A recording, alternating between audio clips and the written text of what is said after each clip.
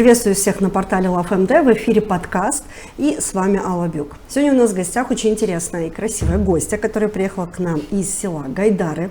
Это директор ДК Дома культуры села Гайдары Анна Кюся, с которой мы поговорим о наболевшем, о ковроткачестве, о работе Дома культуры, о проблемах сферы культуры, ну и, надеюсь, о многом-многом другом интересном. Анна, добрый день, рада видеть тебя, да, если можно на «ты», у нас в студии. Спасибо, что среди этого объема работы, который обычно происходит в любом ДК, да, ты нашла возможность прийти с нами поговорить о важных вопросах сферы культуры. Спасибо, что пригласили. Ну, конечно же, когда мы говорим про село Гайдары, у нас первая ассоциация – это ковроткачество. И я знаю, что как раз-таки именно ваше учреждение активно продвигает это дело ковроткачества. Как давно вообще, в принципе, ковроткачество стало частью деятельности Дома культуры в вашем селе? Ну, деятельность Дома культуры, она, в принципе, так как село – это маленькая, поэтому культура полностью, скажем так, концентрирована в Доме культуры, да. Раньше у нас музей находился в Доме культуры, поэтому это была единая структура. После ремонта недавно, в 2022 году, когда музей мы смогли перенести, в 2023 году мы перенесли музей в новое здание, музей отделился, скажем так. Но все равно это единая структура. Ввиду своих причин под моим руководством, скажем так. Ну вот ковроткачество, да, как давно оно стало частью деятельности вашего учреждения? В 2013 году при мэрии они написали проект, меня еще тогда не было, я еще не работала, написали проект по возрождению ковроткачества. Проект прошел, они даже ездили в Англию, защитили этот проект. Закупили тогда станки, кое-какое оборудование и оборудовали именно одно помещение в ДК, оборудовали как музей ковроткачества, его назвали, живой музей ковра. В том же году в рамках этого проекта был инициирован первый фестиваль ковра. И вот с 2013 года эта история, скажем так, началась. Вот почему именно ваше село стало символом ковроткачества? Была фабрика там на месте? Или с чем-то? Потому что в любом селе это дело, оно всегда жило в свое время. В каждом доме практически были эти станки, или на каждой улице был этот станок у кого-то в доме. И собирались, и ткали, конечно, ковры. То есть это было практически для каждого села нормальным явлением, да? То есть это обыденная жизнь. Почему именно Гайдары стали символом этого направления? Да, у нас в селе и был филиал, скажем так, филиал ковровой фабрики Чедерлонской, но я думаю, что это больше связано с самим менталитетом, да, наших жителей, они такие более предприимчивые. Малая Одесса, как называют еще Гайдары. Да. Поэтому ковроткачество это было таким способом заработка, особенно в период, скажем так, советский период, дополнительных заработков как таковых не было. А люди искали способ, как заработать. И ковроткачество было одним из таких ремесел, которое приносило хороший, наверное, доход. Люди могли, соткав ковер, решить какие-то свои проблемы, свадьбу сделать, дом построить. Поэтому это прям было на потоке. Прям буквально можно сказать, что не будет преувеличением сказать, что в каждом доме был ткацкий станок, и женщины ткали поколениями, поэтому и это так закрепилось, скажем так. Потом позже из-за того, что было так сильно развито, скажем так, это ремесло, филиал был открыт. Часть женщин перешли работать на фабрику, но многие продолжали у себя дома ткать, так как станки были, скажем так, частью быта, мебели, как минимум. Частью, да, конечно, так и было. И позже уже, даже когда фабрика закрылась, это может быть более, скажем так, такой момент, фабрика закрылась, но люди продолжили дома ткать ковры. И вывозили на базары тогда и в Одессу, и в Болград, и, ковры продавали по всей округе. То есть очень предприимчивое население такое. Очень предприимчивое, да. Поэтому и назвали Малая Одесса. А вот есть ли какое-то отличие гайдарских ковров от других ковров других населенных пунктов? Может быть, есть какая-то фишка, которую используют только в гайдарах? Или может быть какой-то узор, который вот он присущ именно только вашим коврам? Или классика жанра? Ну, прям такой четкой градации, конечно же, нет, потому что все орнаменты вот в ходе нашего исследования мы так немножко окунулись в эту тему. Их можно встретить, скажем так, один и тот же орнамент можно встретить в любой части нашей Гагаузии, скажем так. Но, конечно, я вот, исходя из опыта, у нас есть, конечно, один вид ковра, который, так как он ткался на фабрике, и потом женщины, он был легким в исполнении. Я даже спросила, почему он не самый красивый, говорю, почему его так часто как бы его реплицируете, этот ковер, этот орнамент. И когда просто его легко было делать, его там за неделю женщины ткали, отвозили на базар, продавали и все. Как бы такой был. Это вот который в полосочку? Нет, наоборот. Это был ковер с 2 букетами роз и с розовой каемкой, скажем, розовым таким бордюром по краям. Простой, как бы, потому что, ну, по сравнению с другими коврами, он довольно-таки прост в своем исполнении, поэтому да. Он чаще всего встречается. Можно ли сказать, что он типа характерен для нашей местности? Ну, для гайдар, ну, не знаю, наверное, да. А вот правда ли, что по узору на ковре можно было бы узнать, допустим, историю семьи, например, или какие-то элементы, которые бы характеризовали эту семью, в которой был соткан этот ковер? Ну, если окунуться чуть глубже в историю, к примеру, у нас есть такой орнамент, называется «Древо жизни», Умраджа. Этот орнамент, он, конечно, очень символичный, и в нем, да, женщины, когда его ткали, они именно использовали, к примеру, символизм был хорош, заложен, да, там, скажем, сколько веток, столько детей. На каждой ветке, к примеру, было какое-то, если семья занималась овцеводством, то вот овцы. Потом, если выращивали вот этого шелкопряда, то вот эти шелкопрядов, там, нет, шелкопрядов, козолок, не знаю, как их там называть, вот их изображали. Потом, вот он, да, полон символизма, скажем так, этот орнамент. А так как, скажем так, уже в конец 20 века вот у нас больше вообще встречаются только вот орнамент больше, скажем так, роз. Розы, конечно, ну как бы, да, конечно, роза символ красоты, символ там. Ну да, всего. Ну, практически в каждом доме растет роза, и этот привычный для нас цветок. Да. Но я знаю, что когда у вас обычно проходили фестивали, мы видели совершенно разные рисунки, да, то есть настолько разные, что глаз просто радуется, да, это не только про розы, это и какие-то там жар-птицы, это и какие-то там еще какие-то птицы, животные и так далее, и разные узоры. Есть ли какой-то символизм вот в этих, вот, допустим, просто узорах, без рисунка? Пусть там какие-то ромбики, какие-то там, и даже выбор цвета всегда что символизирует, то есть вы проводили исследования, как это все объясняется? Да, есть, скажем так, можно расшифровать. Мы спрашивали тоже у женщин, как они интерпретируют разные вот эти вот орнаменты. Конечно, по большинству своему женщины, у кого мы спрашивали, они, может, знают название, но особо, как бы, скажем так, в него не углублялись. Не углублялись, да. Они, то есть на примитивном уровне они просто да. По традиции, да, использовали этот рисунок. Да, потому что эти орнаменты, вы знаете, они передавались из поколения в поколение тоже, к примеру, да, потому что там один орнамент, который понравился семье, да, он мог продолжаться, продолжали ткать его и дальше. Но, да, к примеру, если взять расшифровку, то, к примеру, есть орнамент ромб, и внутри часто встречается ромб, и внутри, скажем, точка, либо маленький ромб. Он, если уйти уже в такой символизм, и, скажем, в турецких коврах, он называется как гёс.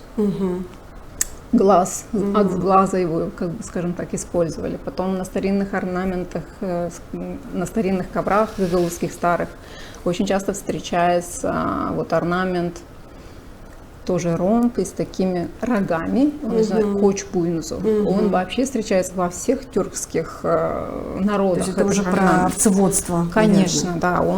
Чтобы уберечь, наверное, от сглаза овец. Да. Потом есть еще такой орнамент, тоже очень часто встречается, называется патырак. Он такой в виде ежика. Да, похож, потому что степи, естественно, это очень часто встречающееся, скажем так, растение, и плюс оно всегда использовалось как оберег. Вот этот, его даже очень часто он встречается на обрамлениях, на краешках. Его ставили, его как оберег работал. Потому что раньше вообще, скажем, если уйти от роз, а углубиться в старые орнаменты, то в те времена, конечно, орнамент, естественно, больше использовался как оберег работал, да, там все, что они, скажем так, ткали, оно имело какой-то глубокий символизм, имело. Конечно, мы можем на самом деле только догадываться, потому что они хотели этим сказать, да? Потому что нет никаких письменных, скажем, там свидетельств, исследований, которые бы делались раньше, и может быть люди раньше, которые ткали, бабушки, дедушки, может они действительно что-то знали, но, к сожалению, очень. Ну что самое интересное, люди не имели образования в основном, и не имели тем более художественного образования, но они рисовали, я же так понимаю, что сначала этот рисунок рисуется на бумаге, а потом он уже переводится в сам ковер, да, то есть это не просто так ты в голове, там, давай сейчас я вот сейчас этот цвет пойдет, сейчас потом вот этот рисунок, и так не работает. Но не имея какого-то профильного образования, не имея художественного образования, они создавали целый рисунок на каком-то носителе, да, на бумаге, там, я не знаю где, и потом это все очень красиво выливали, так скажем, да, в кавычках, или переносили уже на нить.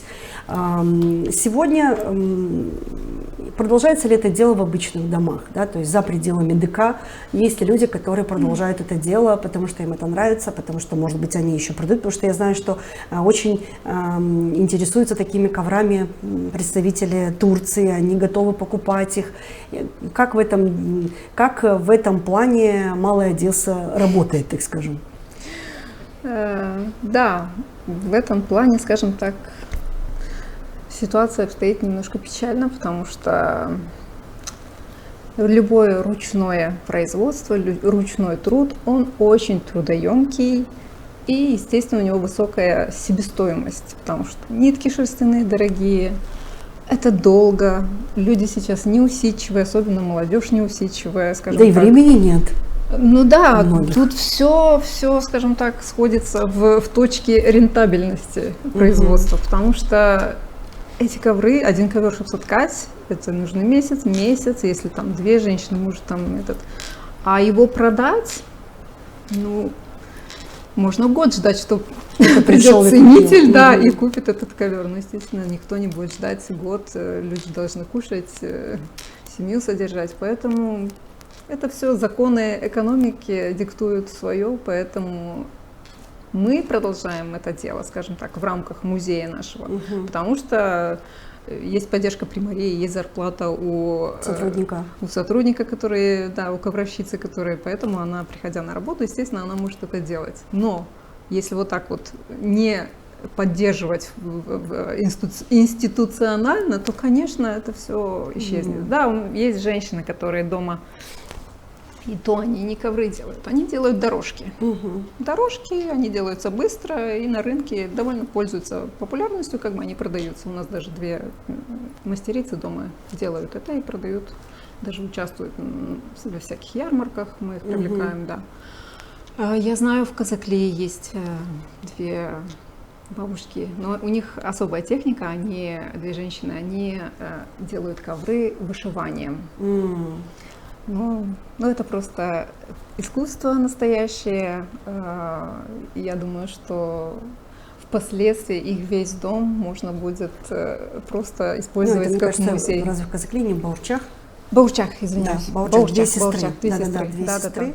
Да, ну это на самом деле отдельный вид искусства, и там просто... А так, Честно, больше я не знаю, чтобы кто-то вот дома сидел и делал ковры там на продажу. Есть в Молдове, на севере Молдовы, вот, к примеру, мы на наш фестиваль приезжают, мы сотрудничаем с селом Михайлен, район, Рыжканский район, может, забыл. Там, да, целая семья, у них это, скажем так, это как их бизнес, они производят ковры, прям, и они вот всегда участвуют во всех фестивалях, к нам приезжают, да. Ну, вы открыли, да, в рамках, на территории ДК такой кружок, да, как ковроткачество, где ваш специалист продолжает это дело, обучать этому делу юных, так скажем, ценителей, да, этого дела. Насколько это сегодня востребовано среди детей? Да? Казалось бы, ну так, если подумать, то, естественно, это не самое интересное для детей занятие, да? Но на удивление все равно вот есть желающие, у нас есть кружок, там около 15 человек, но, естественно, дети они такие. Сегодня пришли, немного поработали, немного позанимались, потом им это немножко наскучило, они побежали чем-то другим заниматься, потом опять вернулись. Они приходят, но с непостоянным посещением, да. Самое интересное, что у нас в кружке есть мальчики. Мальчики прям заинтересовались и ходят на кружок, усердно занимаются. Я когда их спрашивала, почему вам нравится ковроткачество, они сказали, что это их успокаивает, расслабляет. То есть своего рода медитация. На самом деле, да, я еще с самого детства помню, мне папа постоянно рассказывал, что когда его мама с дочерьми ткала ковер, он всегда лез посередине, садился и вместе с ними учился, и поэтому он тоже умеет ткать. Для них, для мальчиков это все равно тоже, наверное, какой-то способ, как дети сейчас говорят, успокоения, особенно нынешнее поколение, оно в этих телефонах очень взбудоражено, и, видимо, для них это, конечно, своего рода медитация. На самом деле это очень полезно для детей. Я бы посоветовала каждому, понятно, там, в меру, скажем так, усидчивости и возможностей, но немножко этот навык приобрести, потому что это мелкая моторика. Она настолько хорошо, скажем так, развивает вообще как сказать, мелкая моторика, работает, развивает участки мозга, да. Поэтому можно даже с такой практической стороны подойти к этому, да, чтобы как навык, да. То есть они на кружке ткут себе. Да, и потом они делают маленькие коврики, там забирают потом себе, да? Да, конечно. Они прям хотят доделать и забрать. Наверное, мини-станочках они работают. Да, у нас есть маленькие станочки для, да. Ну, вот, допустим, для того, чтобы, к примеру, чтобы мой ребенок дома тоже научился, где можно приобрести такие станочки? Может быть, у вас в селе кто-то их производит, такие маленькие, или вы где-то их закупаете? В селе у нас никто не производит, но те станки, которые у нас, их для нас делал глава ассоциации мастеров. Николай? Да. Кройтер, Николай Кройтер, он для нас их делал, потом они иногда ломаются, там он чинит их, отвозим, как бы, да. А вообще, честно говоря, я видела, они продаются даже на маркетплейсах. То есть в различных маркетплейсах. Да. Где брать нитки? Или там подходит любая нить? Не, ну, конечно, нити можно любые, хоть акриловые используйте, это же не принципиально там шерстяные использовать. А мы, конечно, если когда делаем свои сувенирные коврики, то мы пытаемся найти, ищем настоящие нити. Мы закупали нити на фабрике Флори Карпет. Потом ищем у населения, иногда вот у людей бывает, что у них еще осталось с тех времен нитки, вот покрашенные, эти покрашенные, классные, мы их, конечно, закупаем сразу и бережем. А как же моль? Ну, так у нас специально куча всяких приспособлений. Научились с ними бороться? Да, конечно. Сколько времени необходимо, чтобы ребенок научился создавать свой рисунок? Рисунок свой? Ну, вот именно вот создать какой-то рисунок и перевести его в какой-то коврик. Честно говоря, настолько усидчивых детей нет. Нет. Они в основном, скажем так, приобретают основной базовый навык переплетения нити, как она должна, скажем так, переплетаться, и в основном делают дорожки, да, вот эти полосатые, там, комбинируют цвета с нитями. И самые базовые, к примеру, там простые там какие-то формы, то это, естественно, делает наша Маринчу Валентина. Она у нас занимается именно профессионально, может делать любые эскизы, переводить их в формат örnek, как говорится, образца, да. И она для них там какие-то базовые там ромбики, что-нибудь такое, она для них делает, и там уже, да, они могут сделать. А так, конечно, они не дорастают, не дотягивают до того уровня, чтобы самим делать орнамент, хотя это, по сути, не сильно-то и сложно. Просто вот я говорю. А вот с какими трудностями сталкивается кружок? Может быть, нехватка станков или нехватка учащихся, ну, детей, которые бы хотели бы посетить? Или, может быть, нехватка специалистов? Вот. Ну, специалистов у нас, слава богу, пока что у нас вот штатно 2 ковровщицы работает. Одна именно непосредственно занимается кружком, а вторая вот у нас ткет, и плюс тоже. И когда у нас бывают иногда мастер-классы, проводим большие групповые, то, конечно, мы все подключаемся. И я, и Алла Михайловна проводим эти, помогаем детям, да.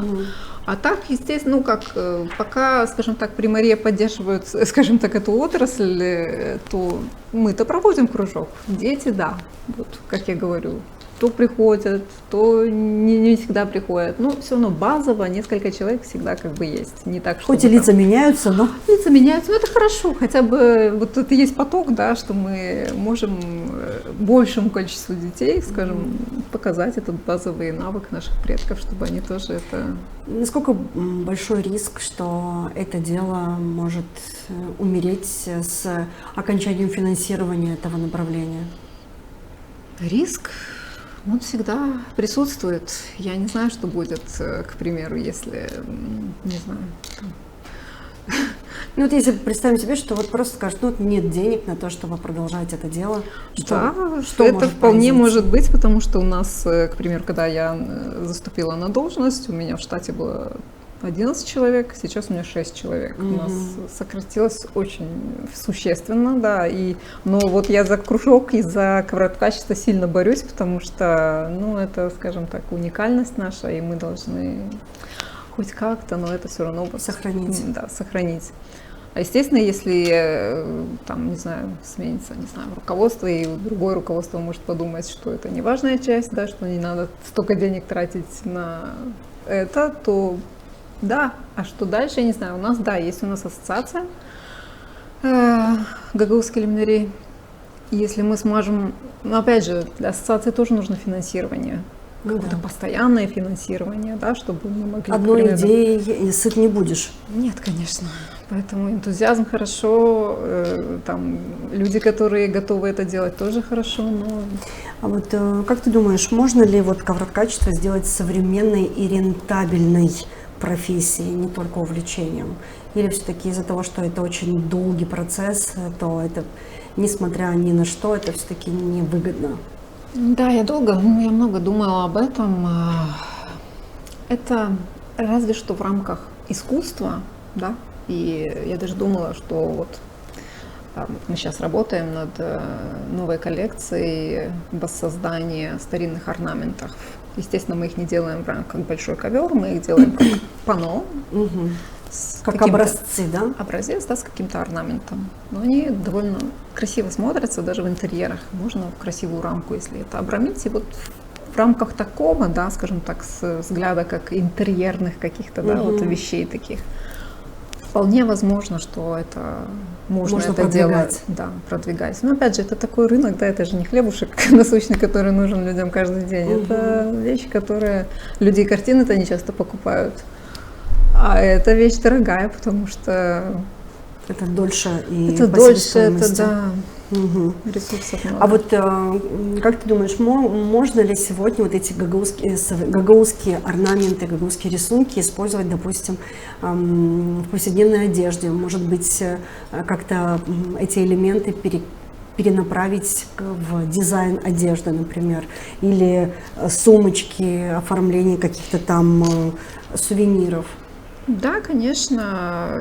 Ну, есть, к примеру, мы сотрудничали с Буджак Фольк.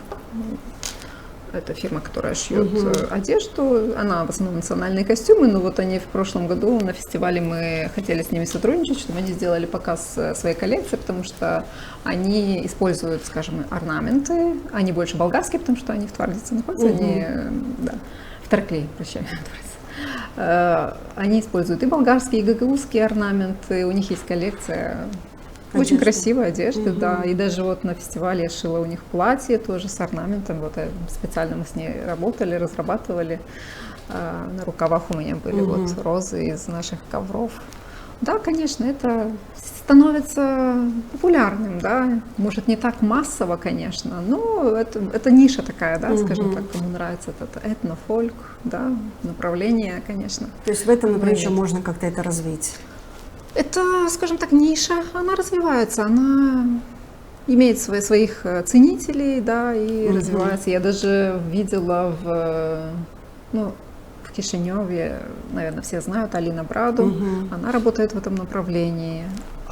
Просто чудесное платье видела, именно тоже прям в стиле наших гагаузских ковров. Оно было черное, с красными розами, но сделано очень красиво. Это вот достойная вещь, поэтому... Ну и дорогая в свое время, потому что на самом деле все, что сделано вручную, это все очень дорого. Ну, конечно, хотелось бы чуть-чуть поговорить о фестивале «Гагаузский Лимнери». Насколько было известно, в этом году не планировалось проводить фестиваль по каким-то определенным причинам, по финансовым, наверное, я так думаю. Что в итоге? Да, будет проводиться или не будет проводиться этот фестиваль в этом году? Да, в итоге у меня хорошая новость. Фестиваль все-таки будем проводить. Да, было много у нас, скажем так, дискуссий, много разочарований, потому что, скажем так, пару лет мы проводили фестиваль при поддержке там, Министерства культуры и Агентства межэтнических отношений, скажем, были хорошие партнеры. В этом году, к сожалению, проект, который был написан в рамках программы Министерства культуры, он не прошел, поэтому мы оказались перед фактом, что делать дальше. У нас нет финансов, и в Приморье, конечно, тоже нет финансов на такие масштабные, скажем так, мероприятия. И там свои проблемы в Приморье были. Поэтому, да, мы оказались просто перед фактом того, что у нас нет финансов. Но потом, спасибо нашим всем партнерам, МИГи подключились. Наш МИГ активно включился в эту проблему. Они, скажем так, договорились с другими МИГами, своими партнерами, что все вместе, объединенно, мы этот фестиваль все-таки в этом году сделаем. Поэтому фестивалю быть. Да, конечно, он может быть не такой масштабный, может этот, но... Какого числа планируется? 29 числа мы решили его сделать, потому что 28-го у нас храм села, и во многих селах храм села в этот день, поэтому мы решили, что сделаем 29-го, как раз этот период, там почти 5 дней праздников, поэтому у людей чтобы могли из других сел тоже приехать. Да, конечно, да. Поэтому... Ну, уже можно подавать, наверное, заявки. Да, можно. Ну, мы вот буквально пару дней, как мы, скажем так, приняли это решение, да, уже начали активно подготовку, да, будет, конечно, официальное объявление, да. Но вы, кстати, первые. Да. Пользуясь вашей площадкой, да, могу. Ну, Аня, я надеюсь, что на самом деле мы сможем приехать на этот фестиваль. Конечно. Он всегда яркий, он всегда очень богат и не только на ковре, но и на интересных людей, на какие-то мастер-классы. И очень часто бывает там множество туристов, они приходят специально попробовать, посмотреть, может быть, что-то купить. Ну, и побольше таких партнеров, которые будут с вами всегда рядом и будут помогать реализовывать этот фестиваль, потому что на самом деле легко что-то закрыть, Но очень сложно, потому что восстанавливать, и когда был пройден такой путь с 2012 года, да, вы сказали? С 13-го, да, и это большой срок, и за столько лет уже люди привыкли к тому, что гайдары — это ковроткачество, это фестиваль, это яркие краски, и, конечно, не хотелось бы вот сейчас из-за денег потерять эту нить, потому что на самом деле потом это может оказаться, что это та самая последняя нить, о которой вы неоднократно говорили. Спасибо вам, удачи на этом нелегком пути, да, бороться за что-то, за какую-то идею сегодня очень сложно, когда мы не можем показать эту рентабельность, а все говорят: покажи мне, где деньги, да, где деньги, а денег нет, есть и энтузиазм, есть идеи и желание что-то продвигать. На этом все держится. Да. Спасибо. Дорогие зрители, спасибо, что вы сегодня были с нами. Мы говорили, мне кажется, на и интересную, и в то же время болезненную тему о развитии нашей культуры, о сохранении такого направления, как ковроткачество в культуре гагаузского народа. И я надеюсь, что эта программа стала для кого-то, возможно, точкой решения прийти на этот фестиваль. Да, и напомним, что все-таки фестиваль ковров в Гагаузске-Лемнере пройдет в этом году, в августе, 29 августа. Поэтому каждый из вас по возможности обязательно посетить этот фестиваль и убедитесь, насколько это прекрасно, насколько красивы эти работы, и получить не только удовольствие от увиденного, но и попробовать себя в роли ткача, да, который попробует соткать какой-то рисунок или, может быть, какую-то строчку. В это же время хочу вам сказать спасибо за то, что вы были с нами. Напоминаю, что сегодня в гостях у нас была директор Дома культуры села Гайдары Анна Киося и я, Алла Бюк, ведущая этого подкаста. Спасибо еще раз и до новых встреч.